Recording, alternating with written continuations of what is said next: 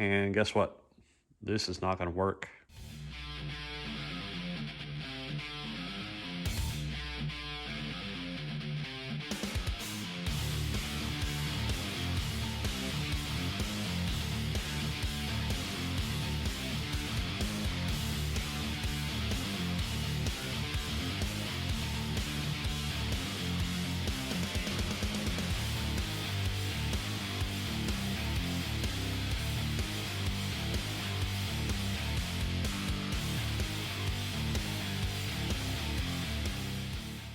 All right, well, good afternoon, actually. Been doing some things this morning off camera.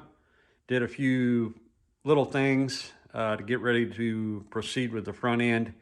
On the last video, I had this accessory bracket installed and I did not have this mock-up sort of link tube in place. After I turned the camera off, I put this mock tube or mock link in place, and guess what? This is not going to work. That pump pulley is in the way. So I've got another bracket setup coming for the power steering pump. It's going to move the power steering pump in a little bit and up. It's kind of a bummer because I don't want this to be up too high, because your reservoir level's got to be above it. Your reservoir's got to be the highest component in the steering system. And I think it'll be fine, but I just don't want to have to put the reservoir up close to the hood line. So avoid that at all costs. So got to get this out and out of the way. The other bracket should be here this upcoming week. So we're not going to worry about that for now. The other thing I need to do is I need to set my distance for the engine. I don't really know how far back or how far forward I'm going with it because I don't have a transfer case. However, this week I came up with this little guy, and this is a sheet metal mock-up transfer case that has the same exact or very close to dimensions of the Atlas 2 transfer case. So the only thing I need to do to get this bolted up is to make a adapter plate here. So I need to take this factory adapter plate off. I think this is for the MP 205, I think is what came behind the Turbo 400s in the Chevy. I'm not 100% sure, don't quote me on that. So I need to get this sucker off and figure out this bolt pattern. I know what the bolt pattern is for the Atlas. I need to make my little adapter spacer here. Then I can bolt this mock-up transfer case in place, and then I can set my engine depth. I need to have this engine depth or placement from the back pretty well figured out before I proceed with these front links and front axle placement. So anyway, so that's what I'm going to be working on. Here we go.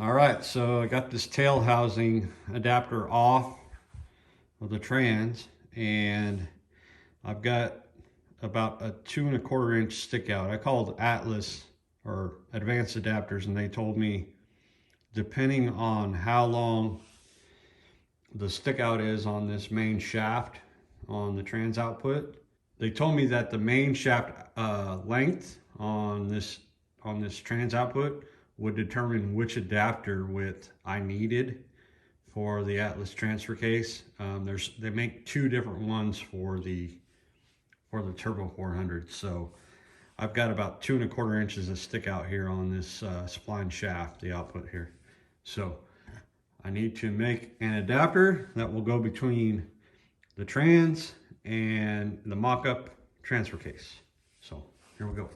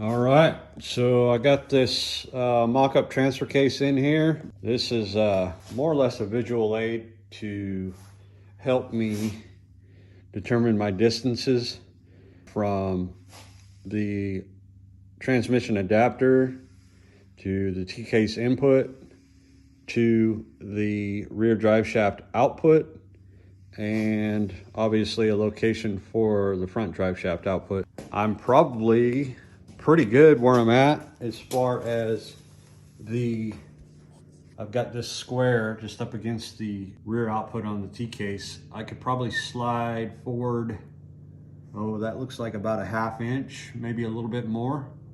But as far as the engine and drivetrain placement in the chassis, I'm pretty darn good. I'm probably gonna I'll just slide it forward just a little bit just in case, and then I'll go to building these front links out.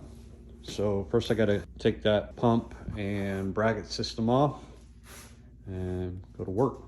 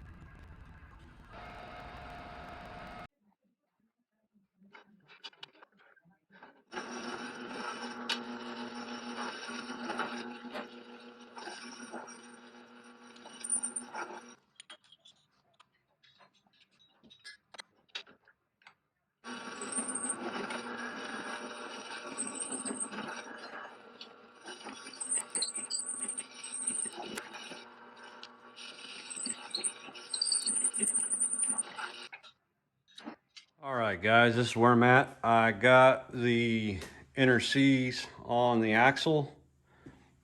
They're just sort of a light press fit on there right now. I got them set at about 10 degrees positive caster. I'm gonna leave them there until I get more things bolted up and figure out what pinion angle needs to be and stuff like that. So basically what I have going on is I've got this lower link shooting right toward the chassis side link mount, and I'm trying to figure out where the best location is for this axle side link mount. The thing is I don't want it too far inboard because I'm planning on this, or I'm designing this around leading arms. So the lower shock mount will mount to the lower link. But I also don't want it too far outboard, because if you can picture out here, the hub, spindle, whatever you want to call it, unit bearing, and then the tire. And then the tire is going to rotate in and on at full lock. I don't want it to hit that lower link. So I'm kind of shooting in the dark here without having a tire and wheel bolted up to this. I need to get some tires and wheels bolted up to this and start, figuring out steering angle and things like that before I tack in these lower link mounts. So it's a bunch of thinking about 6 or 10 steps ahead. And I know that's going to be the next sort of hurdle. So I need to get some unit bearings. I got some mock-up tire and wheels I can use. And then go ahead and put the knuckles on and get that sort of squared away. So I think I'm gonna go ahead and close this video out. There's not a whole lot of progress to be seen, or not a whole lot of progress that really got done, but you know, I did a bunch of little things. I got all these weld washers done on the tabs, on the link tabs, and I still got to cut another set of link tabs out. I'm gonna have to get the upper link tabs are going to be kind of a custom deal, because the upper one's going to be on the side of the pumpkin here, the other one's going to be over here. So it's just a lot of figuring, a lot of sitting back and thinking on things. I'm really happy with the way my mock-up Atlas transfer case turned out. I'm going to go around here. I'll talk about one more thing, and then I think I'm going to close this video. I was talking to a buddy of mine, and so right here is the transfer case output. That plate right there represents the output. So that would be about where your U-joint would be for the rear drive shaft.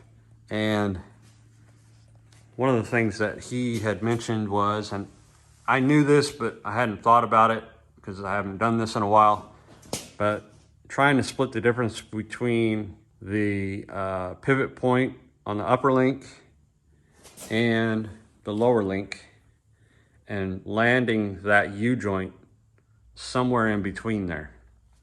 Obviously the U-joint angles, making the U-joint angles as happy as possible is the priority, but kind of shooting for getting everything to pivot in sort of that same location, front to back, splitting the difference between the upper and lower link, and then sort of landing that U-joint for the rear drive shaft sort of in the middle. So that would sort of drivetrain location.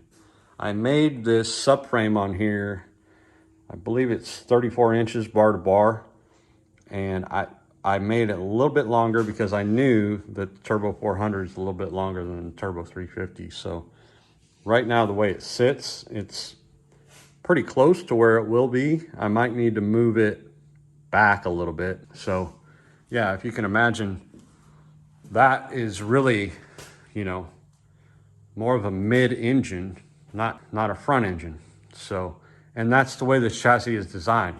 All the mass toward the center of the chassis, front to back, and then as high up in the chassis as possible so that you have a lower center of gravity. So, yeah, and there's plenty of room between the front pulley on the engine and the front of the axle here, but that's so that we can have all that up travel and room for those upper links to travel with all that up travel. So, yep, I think that's it. I'm rambling. So we're going to close this one out. Thank you guys for watching. Please like, subscribe, share, and we'll catch you on the next one.